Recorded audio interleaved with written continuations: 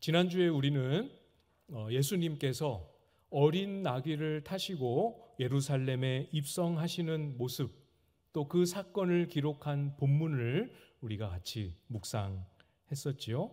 정말 수많은 유대인 무리가 나귀를 타고 올라오시는 예수님을 환호하는 장면을 함께 묵상했습니다.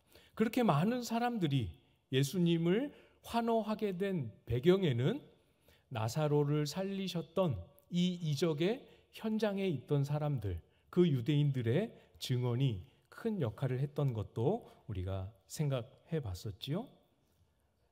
나사로를 살리시는 현장에 있었던 목격자들의 증언, 이것을 하나님이 사용하셨습니다. 그 증언뿐만 아니라 그 증언을 듣고 믿음을 가진 사람들의 간접 증언까지도 사용하셨습니다. 그래서 증언의 증언을 거듭하여 예루살렘에는 엄청난 파급 효과가 생기게 된 것이지요. 그래서 우리가 읽지는 않았습니다만 20절, 21절 말씀을 보시면 헬라인까지 반응하여서 예수님을 만나고 싶어 하는 일이 벌어지고 있습니다. 이방인이지요. 이방인까지도 예수님을 궁금해하고 있습니다. 이 소식을 예수님이 들으셨습니다. 그러고는 예수님은 더 적극적으로 나아가지 않고 뒤로 물러나십니다. 사람들의 폭발적인 지지와 환호에 편승하지 않고 뒤로 물러서시지요. 23절, 오늘 본문 23절 말씀을 보시면 예수께서 대답하여 이르시되 인자가 영광을 얻을 때가 왔도다. 만나고 싶어 하는 그 헬라인을 만나 주시지는 않으시고 이렇게 사람들이 환호하는 이 때를 보시면서 예수님은 하나님의 때를 분별하셨습니다. 뭐라고 말씀하셨습니까? 영광을 얻을 때라, 이렇게 말씀하고 계시죠. 주변에 사람들이 있었습니다. 예수님이 인자가 영광을 얻을 때가 왔다, 이렇게 말씀하셨을 때 제자들도 있었고 그 목소리를 들을 사람들이 주변에 있었습니다. 이 말을 들은 사람들은 이 영광을 얻을 때라는 이 표현을 듣고 무슨 생각을 했을까요? 한번 상상해 보십시오. 무슨 생각을 했을까? 아마도 제자들은 이 말을 듣고 굉장히 솔깃했을 것입니다.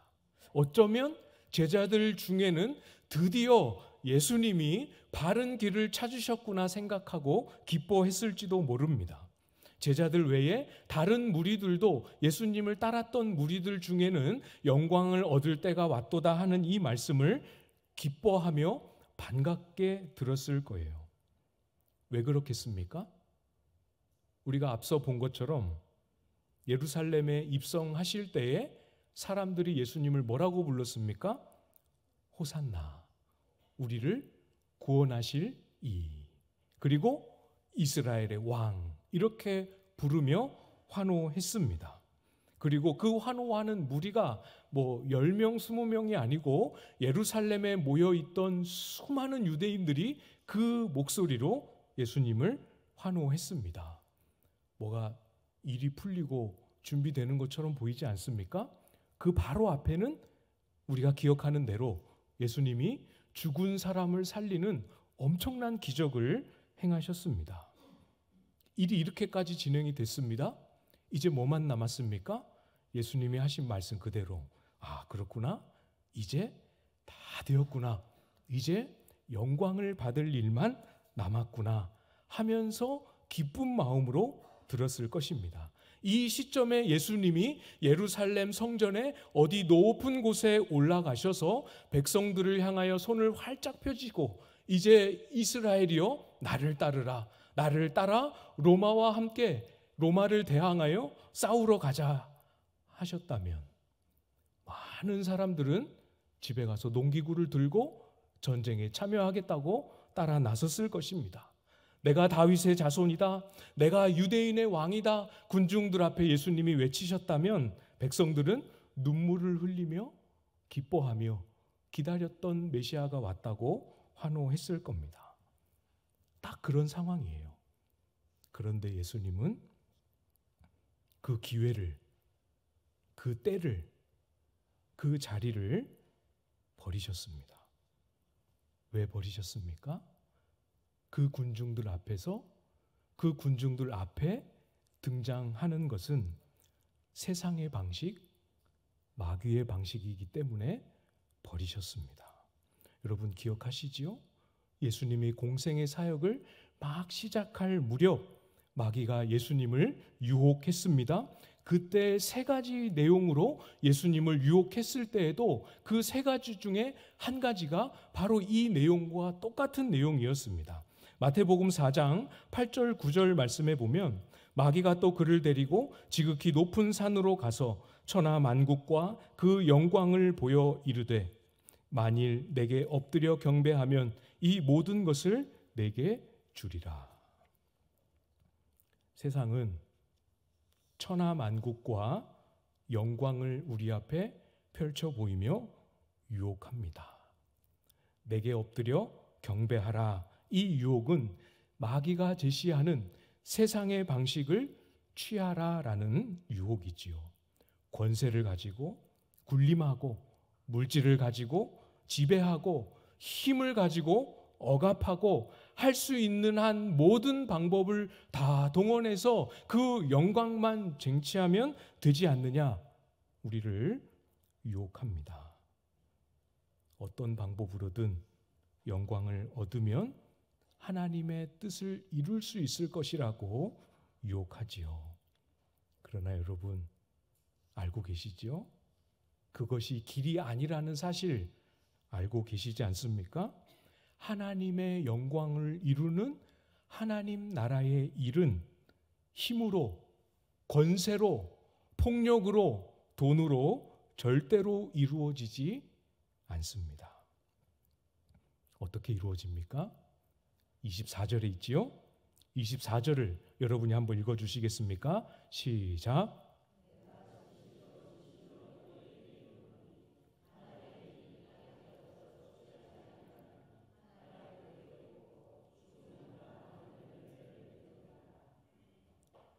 밀 알에 비유하여 말씀하십니다. 여러분이 아는 그 밀 맞습니다.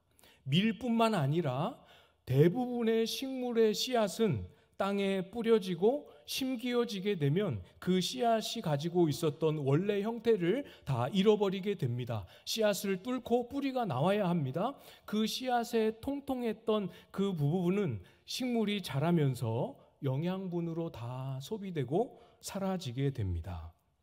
흔하고 보잘것없는 한낱 밀 씨앗도 싹을 틔우고 자라기 위해서는 죽음을 통과합니다. 이것이 하나님이 정하신 원리요 법칙이지요. 밀도 그래요. 그런데 유독 인간만, 유독 사람만 죽음 없이, 자기 희생 없이, 고난 없이, 심지어는 다른 사람의 희생을 강요하고 다른 사람의 고난을 이용해서라도 영광을 얻으려고 합니다. 그건 길이 아닙니다. 알고 계시지요? 열매는 죽음을 지나야 맺힙니다.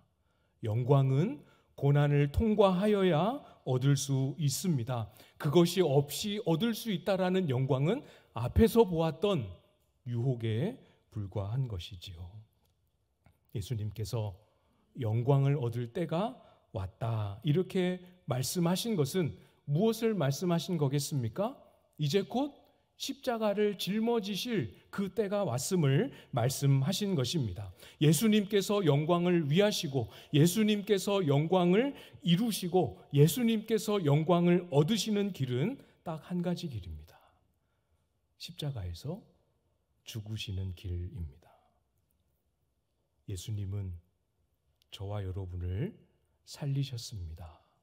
우리를 뒤덮고 있던 사망 권세를 깨뜨리셨습니다. 그러나 예수님께서 사망을 이기신 방법은 사망 권세를 억압하고 사망 권세를 향하여 폭력을 행하고 상한 권세를 향하여 통제하는 방식이 아니었습니다. 예수님이 친히 자기 몸을, 자기 생명을 사망 권세 아래에 두셨습니다. 사망 권세 아래에 두면 지는 거죠. 실패하는 거죠. 그렇지 않습니다.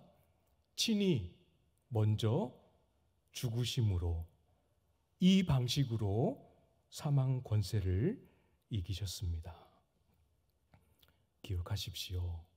다른 건 몰라도 우리 주님께서 저와 여러분을 살리시고 저와 여러분에게 생명을 주시고 우리의 입에 하나님을 아버지라 부를 수 있게 하시는 이 일을 위해서만큼은 예수님은 생명을 내어 주셨습니다. 직접 수치를 다 겪으셨고, 직접 채찍에 다 맞으셨고, 직접 죄인처럼 가장 억울한 자리에 놓이셨고, 직접 아무 고통의 감함 없이 직접 숨을 거두시는 끝까지 우리 주님은 가셨습니다. 사랑하는 여러분, 이 십자가 가까이로 다가가십시오. 이 예수님의 십자가 앞으로 가셔야 합니다. 세상이 그 십자가를 향하여 뭐라고 말할지라도 우리는 그렇지 않지요. 십자가에 고통당하신 주님을 만질 수 있을 만큼 가까이 다가가십시오. 십자가 위에서 이제 얼마 남지 않은 그 숨을 몰아내시면서 우리를 위하여 기도하시는 그 주님의 목소리가 가장 가까이 들릴 수 있을 만큼 나아가십시오. 거기에 영생이 있습니다. 25절이지요. 자기의 생명을 사랑하는 자는 잃어버릴 것이요, 이 세상에서 자기의 생명을 미워하는 자는 영생하도록 보존하리라. 영생을 말씀하시는데 자기 생명을 미워하라 말씀하십니다. 여기서 미워한다라는 이 말은 우리가 흔히 사용하는 것처럼 죄와 악함을 가지고 다른 사람들에게 마음으로 폭력적인 생각과 행동을 품고 하는 그런 미움을 말씀하는 게 아니지요. 여기서 미워하라 하실 때 이 말씀은 누군가를 깊이 정말 간절히 사랑하게 될 때 그 주변에 또는 다른 사람들이 상대적으로 등한시되거나 소외되는 그것을 말씀합니다. 진짜 사랑하다 보면 다른 것들을 놓치게 되지요. 조금 더 분명하기 위해서, 이해하기 위해서 이렇게 생각해 볼 수 있겠죠. 한 남자가 한 여자를 사랑합니다. 그리고 결혼하고 가정을 이루었습니다. 이 남자는 가정을 이룬, 결혼한 자기 아내에게 헌신과 희생을 다하는 사랑을 행하게 됩니다. 이 아내에게 베푸는 희생과 헌신을 다하는 이 사랑을 하다 보니까 주변에 다른 여인들이 불쌍해서 이 여인에게도 그 사랑을 나누고 이 여인에게도 그 사랑을 나누고 이런 방식으로 우리가 행하지 않습니다. 자기 아내에게 희생과 헌신을 행하는 이 사랑은 배타적으로 자기 아내에게만 행하지요. 희생과 헌신을 담은 이 사랑의 관점에서 보면 그 아내 말고 다른 모든 여인들은 배제되고 버림받고 소외되고 등한시됩니다. 오늘 본문에 미워한다라는 말씀의 의미가 바로 그런 의미지요. 자기의 생명을 사랑한다라는 그 말 속에 담겨 있는 실체는 자기를 사랑하느라 주님을 사랑하지 못하고 자기를 돌보느라 주님을 신뢰하지도 못한다라는 실체가 그 속에 담겨 있는 겁니다. 이해되시지요? 반대도 똑같죠. 자기 생명을 미워하라라는 그 말씀 속에는 진짜로 미워하라라는 그 의미가 아니고, 그 말씀 속에 담겨 있는 실체는 자기 생명이 안중에 없을 만큼, 눈에 잘 안 띌 만큼 깊고도 간절하게 주님을 사랑하라라는 그 말씀입니다. 주님이 나를 위하시는 이 하나님을 깊고 온전하게 신뢰해서 내가 나를 위하지 않아도 될 만큼 주님을 신뢰하라라는 말씀이지요. 바울이 자기에게 유익하던 모든 것을 해로 여겼다, 배설물로 여겼다 하는 말씀의 의미도 같은 의미입니다. 예수 그리스도를 아는 지식이 가장 고상하기 때문이지요. 그리스도를 사랑하고 그리스도를 깊이 사랑하고 더 깊이 사랑하기 때문에 다른 것이 덜 소중하고 뒤로 우선순위가 밀려나는 것이지요. 사랑하는 여러분, 그리스도를 알고 그리스도를 만나고 그리스도와 사귐을 갖는 이 일이 여러분의 삶 속에 가장 소중하고 가장 우선된 일이 될 수 있기를 소망합니다. 예수님을 깊이 사랑해서 정말 십자가 앞에 나를 향한 주님의 사랑을 깊이 경험함으로 인하여서 그 사랑 때문에 내 인생을 정말 한 알의 밀처럼 그렇게 내 인생을 깨뜨리고 부서뜨리는 삶이 소망될 만큼 그렇게 주님을 사랑할 수 있게 되기를 소망하고 기도합니다. 그게 우리의 삶이고 그게 성도의 부름이지요. 26절 말씀을 보시면 사람이 나를 섬기려면 나를 따르라. 나 있는 곳에 나를 섬기는 자도 거기 있으리니 사람이 나를 섬기면 내 아버지께서 그를 귀히 여기시리라. 주님이 우리를 위해 죽으시기만 할 뿐 아니라 저와 여러분을 따르라 말씀하십니다. 한 알의 밀이 땅에 떨어져 죽음으로 열매를 맺게 되는 이 천국의 역사가 일어나는 그곳에 따라와서 함께 있으라 말씀하십니다. 이것이 그리스도를 섬기는 삶이지요. 미랄처럼 내 인생이 그렇게 희생되고 미랄처럼 내 삶이 그렇게 허비되는 것, 목사님, 꼭 그렇게만 살아야 할까요? 왜 그렇게 살아야 합니까? 세상에 가면 월요일부터 금요일까지 또는 토요일까지 심지어는 주일까지도 먹고 살기가 이렇게 힘들고 고생스러운데 주일날 예배드리러 와서까지도 우리의 마음이 미랄처럼 희생되어야 한다라는 이 부담감을 아는 채로 살아야 합니까? 모두가 다, 모든 사람이 다 치열하게 자기를 위하여 경쟁하며 살아가는데 그런 이 세상 틈바구니 속에서 자기를 미워하고 자기 생명을 미워하면 곧바로 즉시 그 경쟁에서 도태되고 밀릴 텐데, 목사님, 우리가 왜 그렇게 살아야 합니까? 여러분, 왜 그렇게 살아야 하죠? 우리가 왜 그렇게 바보처럼, 왜 그렇게 허비하고, 왜 그렇게 희생하며 살아야 합니까? 예수 그리스도를 섬기는 자를 우리 하나님 아버지께서 귀히 여기시기 때문에 그렇습니다. 이것이 이유입니다. 하나님이 예수 그리스도를 섬기며 예수 그리스도를 따르겠다고 자기의 그 작은 생을 깨뜨리고 허비하는 그 수고와 애씀을 감당할 때 하나님 아버지께서 그를 귀히 여기신다 말씀하십니다.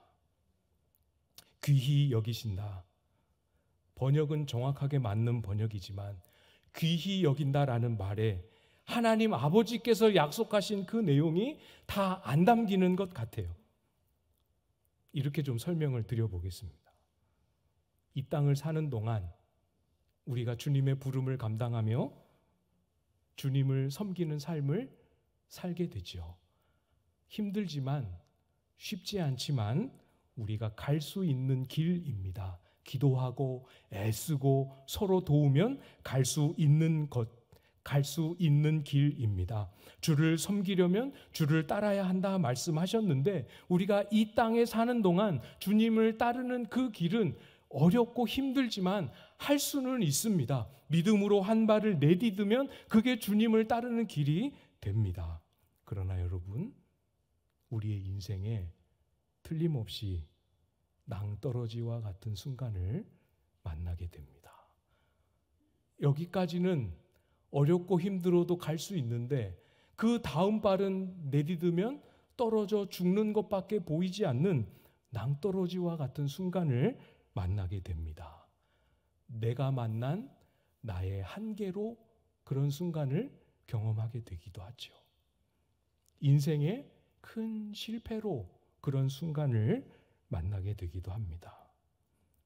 또는 이 땅에서 하나님이 허락하신 그 인생의 모든 과정을, 그 생을 마치는 순간으로 반드시 우리에게 한 번 이상은 다 찾아오게 됩니다. 그때는 아무리 용을 써도 그 다음 발자국을 내디딜 수가 없어요. 못 따릅니다. 주님을 따라 나설 수 없습니다. 그때가 오면 그때까지 주님을 따르고 섬겼던 사람들은 주님이 그에게로 오신다 약속하십니다. 자기 발로 내디딜 수 없었던 그 걸음을 주님께서 붙잡으시고 주님께서 그를 업으시고 주님께서 그를 들어 올리셔서 그토록 소망했던 그 다음 자리로 주님이 직접 데려가십니다. 귀히 여기신다라는 말 속에 담긴 의미는 바로 그런 뜻입니다. 모든 사람이 죄를 범하였기 때문에 아무리 애쓰고 힘써도 이룰 수 없었던 하나님의 영광, 그 절망 앞에 설 때 주님을 믿고 주님을 따랐던 사람들은 주님이 들어서 주님이 직접 데리고 그 영광으로 데려가십니다. 한 생을 범죄자로 살았기 때문에 정말 극악한 형벌을 피할 수 없는 그 순간이어도 주님을 영접하고 자신을 주님께 의탁할 때 그를 향하여서 강도, 예수님의 십자가의 한편에 매달렸던 강도의 이야기입니다. 그 십자가에 매달린 채로 이 사람이 아무리 죄를 참회한들 무슨 삶을 새롭게 살 수 있겠습니까? 이 사람의 낭떠러지에 주님은 말씀하시죠. 그를 향하여 뭐라고 말씀하셨습니까? 오늘 네가 나와 함께 낙원에 있으리라. 사랑하는 여러분, 고난이고 희생이고 미랄로 썩어지는 일이고 나의 것을 허비하는 일이 전부처럼 보이지만 그렇지 않습니다. 낭떠러지에 딱 직면한 순간에 정말 주님을 쫓고 정말 주님을 신뢰했던 사람들은 주님이 그를 귀하게 여기시는 훨씬 더 찬란한 은혜가 기다리고 있지요. 사랑하는 여러분, 우리에게 허락하신 이 땅에서의 삶, 무엇을 위하여 사시겠습니까? 어떤 내용으로 우리의 인생을 채워가시겠습니까? 주님을 섬기는 자로 주님이 걸어가셨던 그 십자가의 길 위에 함께 걸으십시오. 그러면 저도 여러분도 틀림없이 우리 아버지께서 귀하게 여기시는 은혜의 때를 만나게 될 것입니다. 하나님은 주를 섬기는 자를 귀하게 여기십니다. 기도하겠습니다.